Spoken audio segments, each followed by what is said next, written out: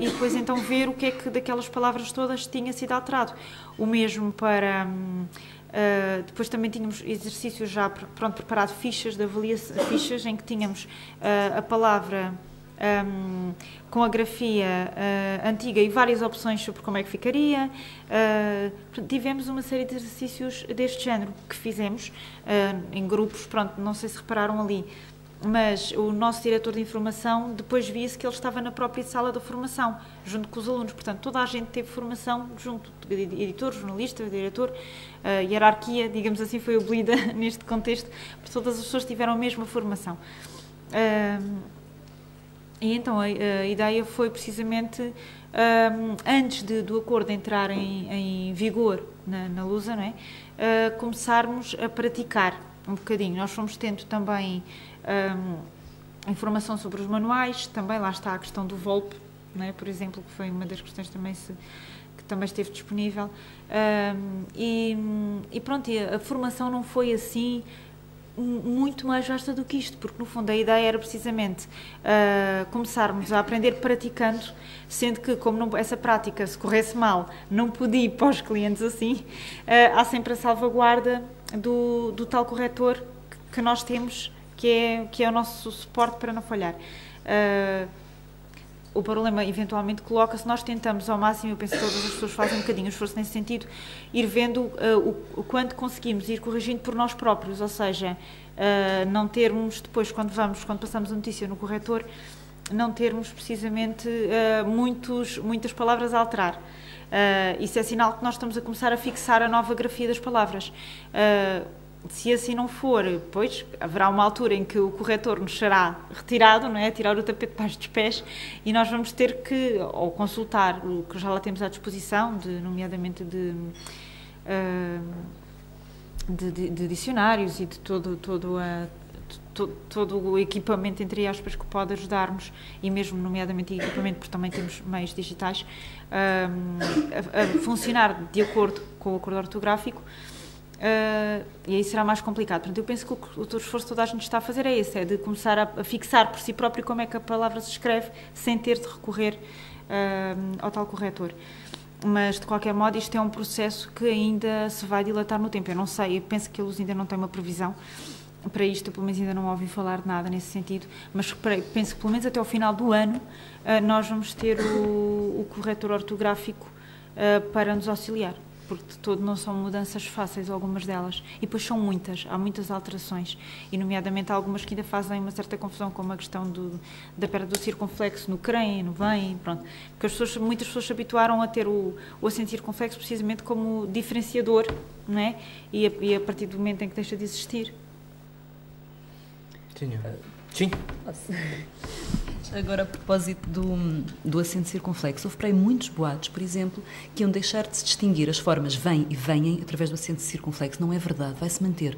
Sai é o do liem, do criem, quando tu pronunciaste, liem, criem, aquele que tem os dois es, e um deles com acento circunflexo, mas não sai de modo nenhum, está explícito no acordo, não sei como é que até houve que inscrever-se coisas sobre isso, que ia sair, não vai sair de modo nenhum, está lá no acordo que se mantém, o que faz a distinção entre ele vem, eles vêm, esse mantém-se, não em relação a isso. A mim o que me faz de facto confusão é o para e o para. Por exemplo, esse exemplo que a Helena deu, para pensar, é bom. Então, e se for para o carro e para o carro, como é que nós distinguimos para o carro de para o carro, por exemplo? Outro dia também com o Luís Henriques, exatamente, a manipularmos uns exemplos e demos com isso. Para o carro, que está lá, para o carro, afinal, qual é a ordem que é dada? É parar o carro ou ir para o carro. Pronto, é outra coisa que agora que notei, que na Luz a informação que tem é que o acordo entrou em vigor em janeiro de 2010 e temos um período de transição até 2016, que é contraditório com aquilo que está agora a sair dos próprios ministérios, né, dentro do Ministério da Educação, que ele entrou em vigor em 2008, quando foi ratificado, que é o que faz sentido, e que temos até 2014. Por isso, reparem como isto ainda está tudo... Agora uma questão que eu tenho, que eu por acaso não sabia, não sei como é que funciona nos jornais.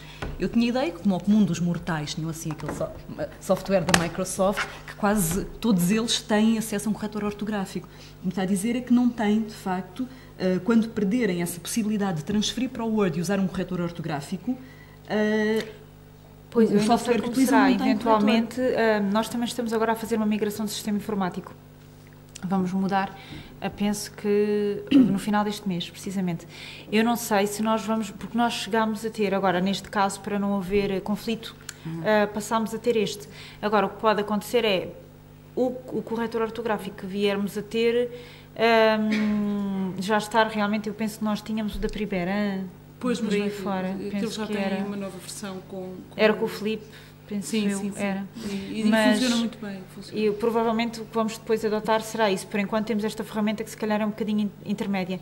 E em relação que também há a questão do acento circunflexo, por acaso se calhar não esclareci muito bem, mas sim, cai nas palavras que têm dois Es, ou seja, mantém-se os dois Es, pronto, não como, faz falta nesses casos. Portanto, é por haver uma ideia de que que se calhar era redundante. Pronto, no fundo o acento circunflexo, se calhar ficou pouco claro. No entanto, algumas pessoas mesmo assim penso que mantinham a ideia dos dois Es e do circunflexo, pronto, e daí que faça uma certa confusão a queda do acento circunflexo. No caso do vem em si, mantém-se para fazer a diferença entre o vem e vêm. Mantém, penso que é a mesma questão, portanto. Agora, nós, neste momento, estamos também numa fase de transição em que se torna um bocadinho difícil saber como é que vai funcionar depois, mas provavelmente adotaremos realmente um corretor que já não será o do ILTEC e que já tenha tudo incluído, pronto, não sei como é que vai funcionar. Eu acho que isso é um conversor, não é? Eu acho que aquilo que vocês estão a usar deve ser o tal conversor, que eu acho que eles até ia estar disponível para download no site no portal da língua portuguesa. Eles tinham um anúncio no princípio, agora não sei como é que isso está. Mas isto são softwares à parte que depois podem ser comprados. Nós, por exemplo, trabalhamos com o Millennium, que é um software espanhol que é muito usado em jornais. Portanto, o jornal está parametrizado e depois é um software onde toda a gente está a trabalhar ao mesmo tempo. É como ter muitas caixas no Word e cada um ter um acesso doseado a cada nível, haver níveis de acesso e depois os corretores são comprados à parte e depois são adaptados por quem fez esse software. Mas eu também acho quase impossível, e ainda mais nesta altura, não... Trabalhar sem corretor. Trabalhar sem corretor é um inferno. Sem corretor e outra coisa, porque há quem se queixe nisso, nomeadamente no meio da comunicação, que é quando numa altura de cortar nos custos, houve quem cortasse nos revisores, por exemplo, e os revisores fazem muita falta. É que mesmo um corretor pode sempre deixar passar qualquer coisa. Sim, basta que haja duas palavras com a mesma ortografia. Depende dos revisores, se for um bom revisor. Não. Mas O revisor deixa passar, quer dizer, toda a gente tem que ter a noção de que comete erros e deixa passar erros de falta de atenção.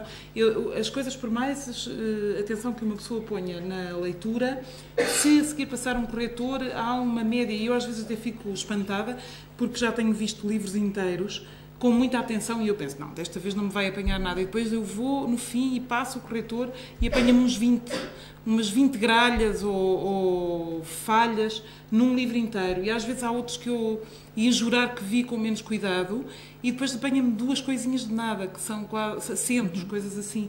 Portanto, nós muitas vezes não temos a noção de como somos falíveis e somos. O trabalho do revisor no jornal, já que isso veio à baila, é muito, mas muito mais do que rever a ortografia e aplicar normas, não é? Quer dizer, as pessoas às vezes ficam muito chocadas porque dizem, isto é estilo, isto não se mexe. Há uma maneira errada de usar a palavra estilo e de pensar no assunto, não é? Porque, de facto, se for estilo, por natureza é bom, é uma coisa positiva, é uma particularidade e é uma coisa a manter. Mas a verdade é que quando nós corrigimos uma repetição de uma palavra repetida muito perto de outra, aquilo que estamos a corrigir não é nem um erro sintático, nem um erro de léxico, nem um erro ortográfico, nem um erro de nada. E, no entanto, também não se pode dizer que aquilo seja... É o quê? Não é uma correção de estilo, é uma correção de falta de estilo, é uma correção prática, não é? É uma correção prática E o que um revisor faz num jornal, embora as pessoas às vezes não aceitem, e quem é corrigido tem tendência para não gostar de ser corrigido dessa maneira, mas a verdade é que o trabalho do corretor, do revisor num jornal, ou seja, onde for, é muito mais do que pôr as coisas de acordo com as normas do bom uso.